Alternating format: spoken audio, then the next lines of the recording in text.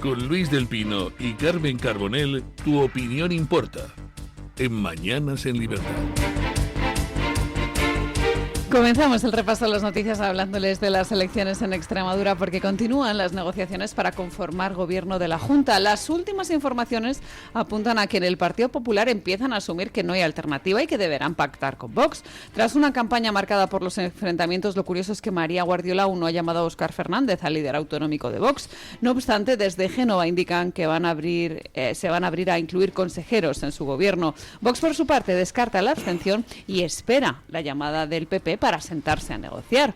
Desde Madrid, Alberto Núñez Feijóo y la portavoz parlamentaria Esther Muñoz defienden un acuerdo que refleje el 60% del voto en Extremadura, que es la suma de ambos partidos. La Dirección Popular cree que este escenario también se va a repetir en Aragón y en otras comunidades donde el auge de Vox complica las mayorías absolutas, por lo que están más abiertos que nunca a sentarse a negociar por lo que les viene. El calendario fija el 19 de febrero, como les contamos, como fecha límite para la primera investidura en la Junta de Extremadura, antes de una posible repetición electoral que, de ocurrir, sería en abril.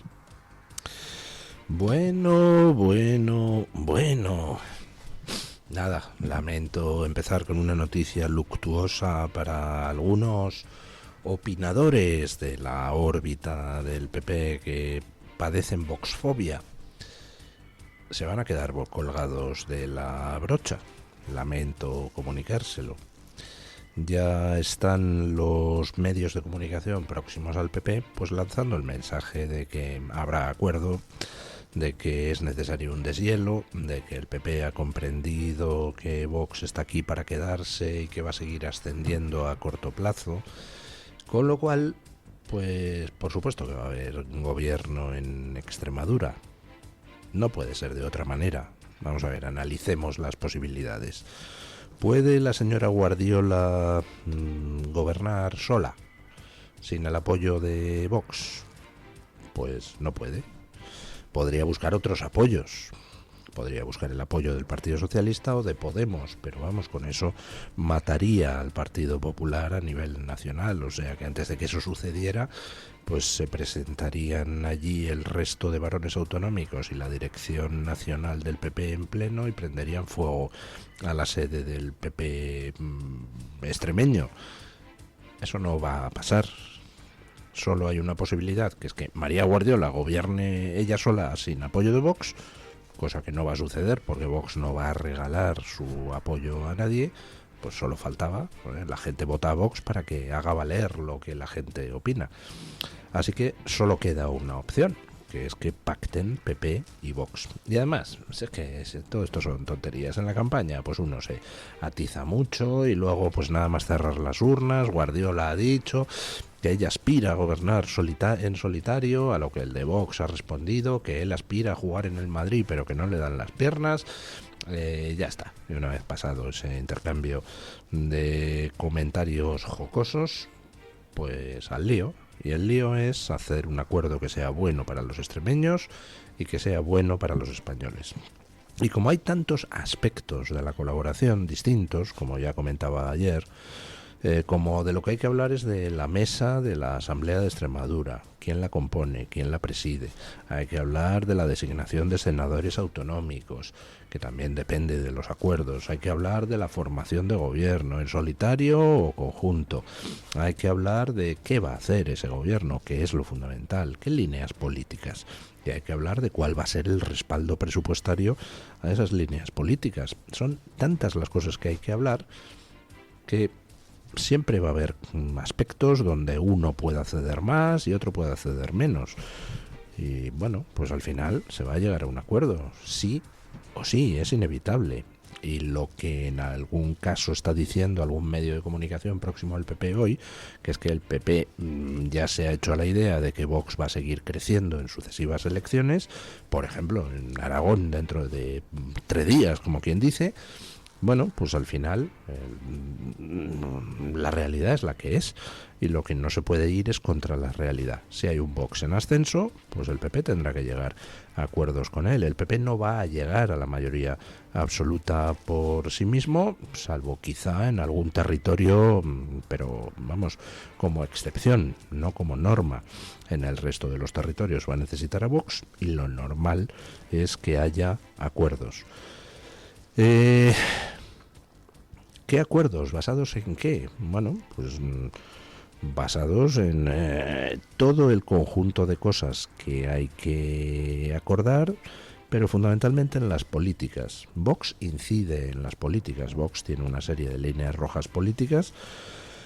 En mi opinión, el Partido Popular en eso del aspecto ideológico tiene menos líneas rojas, es decir, el Partido Popular es más pragmático que ideológico, con lo cual pues creo que se preocupa más por el reparto de cuotas de poder que por las líneas ideológicas en sí, con lo cual pues, yo creo que en realidad son partidos complementarios que pueden perfectamente terminar llegando a acuerdos. Ejemplo, lo que ha pasado en Sevilla ayer, donde se ha terminado de cerrar el acuerdo entre el alcalde del PP y quien lidera la oposición, quien lidera el grupo de Vox en el ayuntamiento de Sevilla.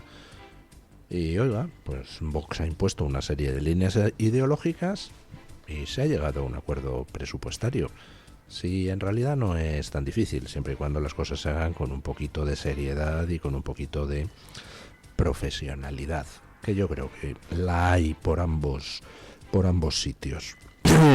Bueno, ya va a empezar el deshielo con Vox, lo anuncian los medios próximos al PP, y además, si uno piensa desde el punto de vista estratégico, pues es que tiene todo el sentido. Lo he comentado algunas veces en estos micrófonos. El Partido Popular parte de una idea que yo creo que es razonablemente correcta, que es que España tiene que volver a un bipartidismo, que es lo que da una estabilidad a las instituciones. Un bipartidismo entre partidos sensatos. Lo que pasa es que a esa idea que es correcta, el PP le añadía otra que en realidad es incorrecta, es una idea que está situada fuera de la realidad, que es la idea de que Vox es una especie de escisión del PP que algún día volvería al seno del partido madre. Eso es una tontería. Aproximadamente Vox debe de estar ahora mismo a nivel nacional en los 5 millones de votantes. De ellos hay muchísimos, especialmente el segmento más joven, que nunca han votado al PP, con lo cual no pueden volver al PP quienes no han votado al PP jamás. Y hay muchos otros votantes, entre los que me incluyo, de Vox, que votaban al PP en su día, pero que dijeron nunca más en algún momento. Yo personalmente lo dije cuando se liberó a Bolinaga, estando en la Moncloa Rajoy con una mayoría absoluta. En ese momento dije, hasta aquí. Con lo cual no voy a volver nunca al Partido Popular. En general, Vox no es el PP. Vox es un partido aparte que defiende además cosas radicalmente contrarias a las que defiende el PP en muchos temas. Con lo cual, esa idea es absurda. Entonces, volvamos a la primera, lo de volver al bipartidismo. Esa idea es correcta, pero al bipartidismo que hay que volver no es al bipartidismo PSOE-PP, es al bipartidismo PP-Vox, un partido más a la izquierda moderada, que es el PP, y un partido más a la derecha moderada, que es Vox. Y ya está. Y ambos, PP y Vox, tienen que hacer todo cuanto esté en su mano porque desaparezca el Partido Socialista Obrero Español, que es un partido tóxico, es el partido que más daño ha hecho a la democracia española. Es un partido que se ha convertido en una cueva de ladrones dispuesta a vender España a trozos para seguir robando a saco. Bueno, pues ese partido tiene que desaparecer. Y desaparecerá. Y además creo que el PP pues por fin ha visto la luz y lo ha entendido. No puede elegir como pareja de baile para su vals bipartidista a un partido socialista que es una mafia ambulante. Con lo cual, pues bueno, me alegra que en Génova vean por fin la luz. Esperemos que no sean cantos de sirena y que verdaderamente se termine concretando esta nueva estrategia.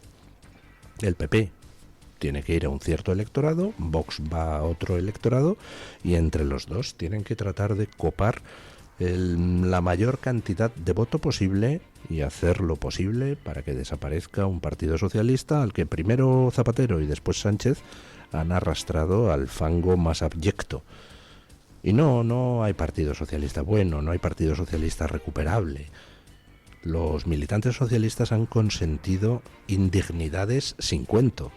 Han consentido indignidades como que se pacte con los herederos de los terroristas que siguen metiendo asesinos en listas.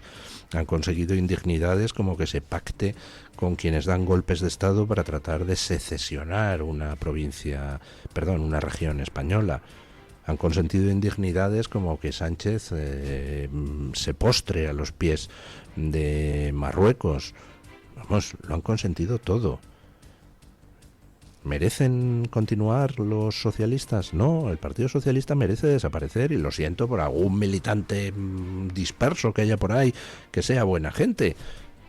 Pero incluso los que son buena gente han permitido que Sánchez haga auténticas barbaridades, y Zapatero antes. Y han permitido que se introduzca en la política española un guerracivilismo asqueroso que la sociedad española daba por enterrado hacía mucho tiempo, y en el cual pues resulta que todo aquel que no es progre es proscrito. Pues no, todo eso se acabó, se está acabando en todo el mundo, y en España también. Y me alegra que en Génova pues vean la nueva realidad. Y lo repito, mis condolencias a los opinadores próximos al PP que padecen voxfobia, porque van a sufrir mucho en los próximos meses. Van a sufrir mucho con el ascenso de Vox y con el cambio de estrategia del PP, que es obligado. Y dicho eso, es decir, mandadas mis condolencias, pues simplemente exhortar a todo el mundo a ponerse a la tarea. Hay muchas cosas que reconstruir. El Partido Socialista y en general el espíritu progre ha destruido en España muchas cosas, pero como suele decir Vox, todo lo que derriben lo levantaremos, todo lo que destruyan lo reconstruiremos. España es un país enormemente grande, lleno de gente magnífica, a la que si se la deja trabajar y se proporciona el marco para que lo haga, vamos, no tenemos límite. Con 13 tíos y un palito formamos un imperio ultramarino. Pero hay que dejar a la gente actuar. Y hay que empezar a quitar cortapisas, empezar a destruir tanta basura ideológica que ata de pies y manos a la gente, y hay que retornar a un estado normal de las cosas, consistente en que todo el mundo pueda opinar sin temor a represalias, sin que le machaquen, sin que le insulten, y todo el mundo pueda hacer sin que haya un Estado omnipresente machacándote a cada minuto en nombre del planeta, del clima climático, de la ideología de género. Ya está bien de tanta patochada. Me alegra mucho que Extremadura haya sido un parteaguas. De Extremadura partieron muchísimos conquistadores españoles cuando España se extendió al otro lado del Atlántico, y de Extremadura pues parte un nuevo espíritu que va a ser enormemente positivo para España. Mientras tanto, ¿qué hace Sánchez? ¿Qué hace el indeseable que ocupa la Moncloa? ¿Qué hace el presidente ilegítimo que ocupa la Moncloa? Es un presidente legal, pero legítimo desde luego no. No es legítimo quien, al parecer, hizo trampas para acceder a la Secretaría General y, por tanto, para acceder luego a la Moncloa. No es legítimo quien ha convertido España en un cortijo de corrupción repugnante. No es legítimo quien enarbola banderas feministas mientras luego se dedica todo el partido a contratar pilinguis y a acosar a las compañeras. No es legítimo un señor que miente de la mañana a la noche sin ningún pudor. No es legítimo alguien que no da ninguna explicación cuando aparecen nuevos casos de corrupción o de acoso. No es legítimo alguien que no trata con respeto a la gente. Y Sánchez, pues, tiene que irse. Lo que pasa es que está ahí agarrado como una lapa. Bueno, pues nada. ¿Qué hace Sánchez? Intentar pactar con quien sea, en este caso con Bildu, como vamos a ver ahora, para ganar 3 minutos más en la Moncloa y para tratar de poner palitos en la rueda a Vox y al PP. Escuchen. El gobierno de Pedro Sánchez aprovecha los últimos días del año para aprobar un real decreto que incluye la revalorización de las pensiones y el ingreso mínimo vital. De esta manera lanza un decreto ómnibus que unifica varias cosas de diferente índole, dentro de las que van desde medidas como la prórroga contra los desahucios, al bono eléctrico o las ayudas por incendios, y de esta manera, mezclando estas cosas, busca obligar al resto de partidos a que se apruebe, porque estamos hablando de un tema sensible como son las pensiones. Concretamente plantea que suban un 7% las mínimas y un 11,4% las no contributivas. Con esta táctica política, el Ejecutivo de Pedro Sánchez persigue que si el Congreso lo convalida en enero, va a exhibir fortaleza y si no, va a acusar al resto de los partidos de votar contra las pensiones, cosa que ya hizo en el año 2025. Y es que la falta de presupuestos obliga a recurrir a este decreto ómnibus para sacar adelante estas medidas. Y atención, porque en este texto se incluyen múltiples medidas legislativas de diversas áreas, como por ejemplo los incentivos para vehículos eléctricos y mejoras laborales para los bomberos forestales. Bueno, pues ya está Sánchez otra vez recurriendo a la misma técnica que el año pasado, que es sacar un decreto donde incluye muchas cosas, entre ellas la revalorización de las pensiones, y ahí meter pues minas destinadas a que el PP las pise.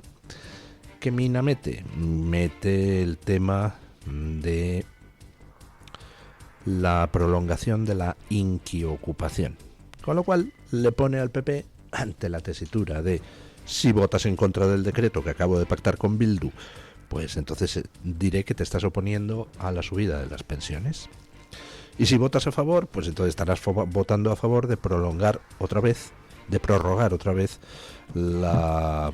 el permiso para la inquiocupación. Bueno, pues el PP tendrá que plantarse y tendrá que decir: no va a haber decreto. ¿Que voto contra las pensiones? No, no voto contra las pensiones. Voto contra ti y contra Bildu y contra la prórroga de la inquiocupación. Y si el PP no es capaz de hacer eso, pues chico, no sé, que se lo haga mirar, que busque algún asesor psicológico que le ayude a tener un poco más de autoestima. No se puede permitir que este presidente ilegítimo esté perpetuamente haciendo cosas que destruyen la economía por el procedimiento de meterlas en otros paquetes legislativos que incluyen otras cosas con las que se puede estar de acuerdo. Vamos a ver en qué se concreta la nueva actitud del PP. Vamos a ver si el PP sale a ganar la partida o no. Debería salir y debería plantarse y decirle a Sánchez que no hay decreto que valga y que Sánchez se apañe con sus socios, si es que le votan a favor. Que intuyo que algún problema va a tener con algún socio en este decreto. Bueno, mientras tanto, vienen las elecciones de Aragón el 8 de febrero. Elecciones en Aragón donde pues va a haber una diferencia con las de Extremadura. Bueno, va a haber muchas diferencias. Para empezar, Pilar Alegría es aún peor candidata que Gallardo, por la sencilla razón de que el Partido Socialista en Aragón está absolutamente dividido. Lo ha dejado Sánchez como unos zorros con su comportamiento miserable hacia el expresidente, el fallecido expresidente Lambán.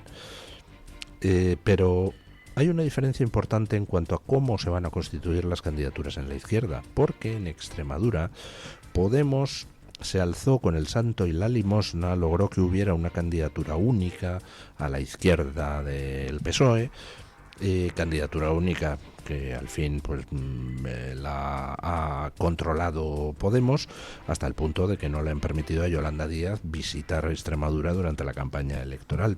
Y ahora en Aragón, pues hombre, podrían intentar hacer lo mismo para aunar el voto de la extrema izquierda, pero en Aragón parece que las posibilidades de una candidatura única a la izquierda del PSOE pues no son muy altas. Escuchen. Les hablamos ahora de las elecciones autonómicas en Aragón, donde la izquierda aragonesa afronta horas decisivas para definir su estrategia electoral. El plazo para registrar las candidaturas expira el 26 de diciembre, es decir, este próximo viernes, porque recordemos que las elecciones están convocadas para el 8 de febrero. Por ahora, la unidad de la izquierda parece lejana. Podemos insiste en repetir el modelo extremeño, aliado solo con Izquierda Unida, mientras que rechaza la fórmula que lidera Sumar. Sin embargo, Izquierda Unida y Sumar defienden listas conjuntas y llaman a lo que consideran que es generosidad política, para que Podemos evite la fragmentación. Por otro lado, el papel de la Chunta aragonesista complica el escenario. Se resiste a integrarse en una coalición, aunque mantiene aún abiertas las conversaciones. Si no hay acuerdo, podrían concurrir 3 candidaturas separadas, la de Podemos, la de Izquierda Unida con Sumar y la de la Chunta. Los datos de 2023 dicen que de haber concurrido en una alianza conjunta, habrían superado a Vox en votos y en escaños, pero los vetos cruzados y la falta de entendimiento territorial es lo que está frenando este pacto. Todo se decidirá en las próximas 48 horas. Bueno, pues tenemos ahí a Podemos. O sea, en Extremadura teníamos a Podemos, a Sumar y a Izquierda Unida. Aquí tenemos a Podemos, a Sumar, a Izquierda Unida y a la Chunta aragonesista. Bueno, y se odian entre ellos, con lo cual, pues no parece que vaya a haber posibilidad de que se forme una candidatura conjunta. ¿Por qué? Pues muy sencillo, porque si se forma una candidatura conjunta, la primera decisión es, vale, ¿y quién es el cabeza de lista? El de en cada provincia, el de la Chunta, el de Podemos, el de Sumar, el de Izquierda Unida. Y vale, si logramos decidir eso, sin darnos de bofetadas, ¿quiénes forman las listas después de los cabezas de lista? ¿Quién es el de los 3 cabezas de lista? ¿Quién va a ser el líder, el portavoz de todo eso? De Podemos, de Izquierda Unida, de Sumar, de la Chunta. Y si logramos todo eso, clarificarlo, ¿qué pasa con la campaña? ¿Quién la lleva? El de Podemos, como ha pasado en Extremadura, se va a permitir que Yolanda Díaz pise Aragón mientras hay campaña.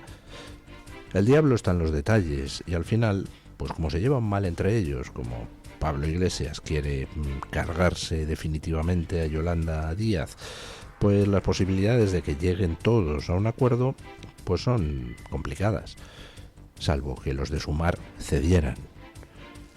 Y luego encima están los de la Chunta con su matraca localista y que no quieren perder perfil.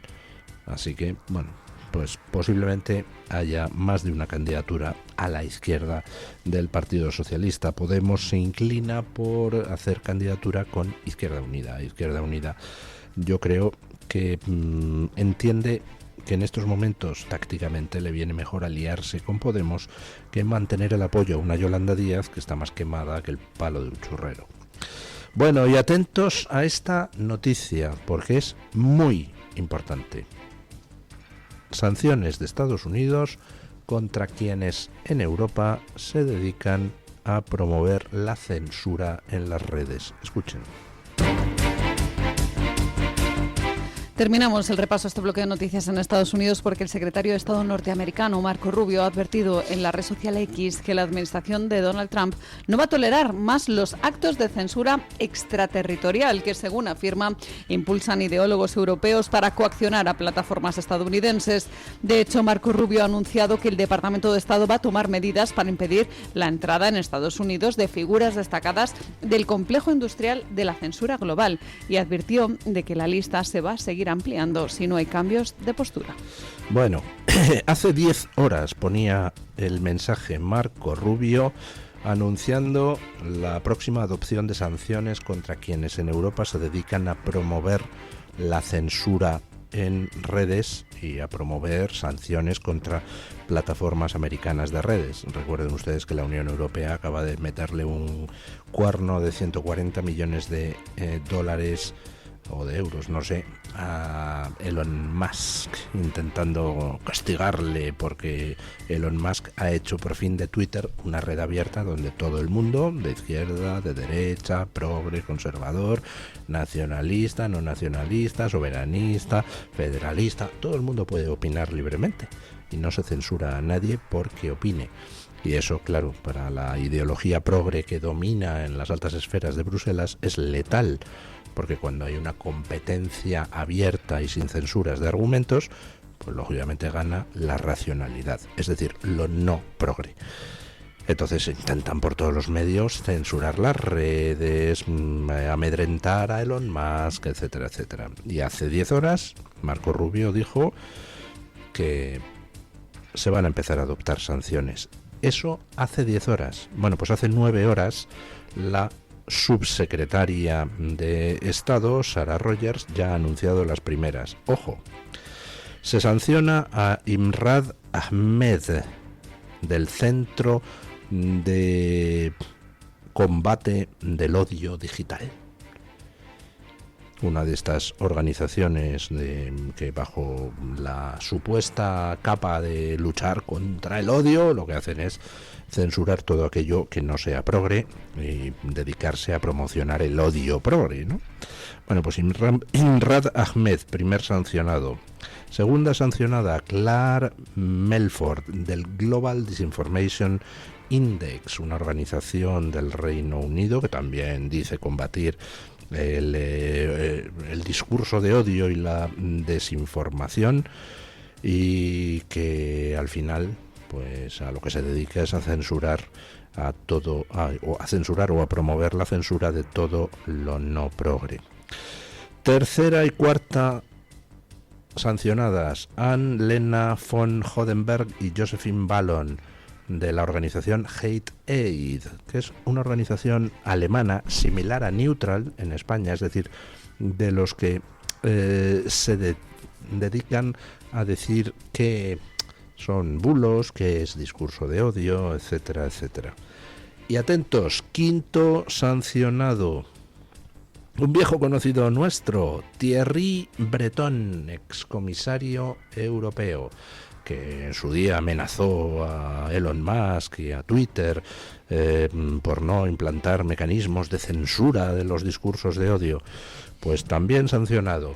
¿En qué consisten las sanciones? Pues de momento, dice la subsecretaria de Estado americana, Sarah Rogers, de momento estas 5 personas que les he nombrado tendrán prohibida la entrada en Estados Unidos.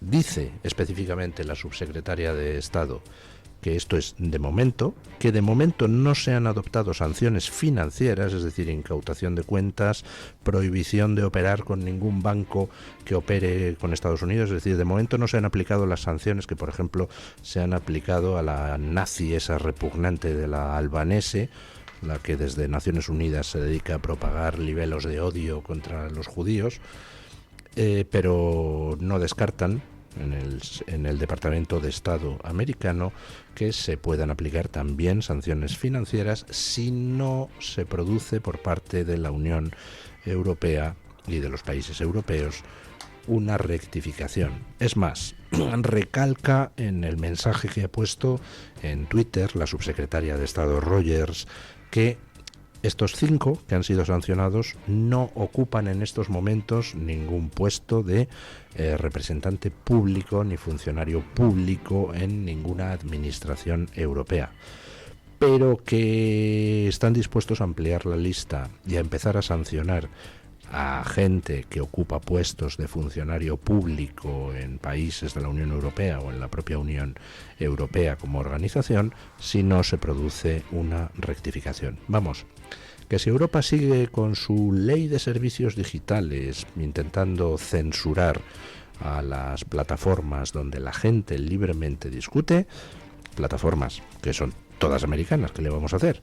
Bueno, pues entonces Estados Unidos procederá a imponer sanciones más severas a quienes ya están sancionados y procederá a ampliar la lista de personas sancionadas sin excluir que se pueda sancionar, prohibiendo la entrada en Estados Unidos, a funcionarios europeos y o representantes políticos europeos en activo.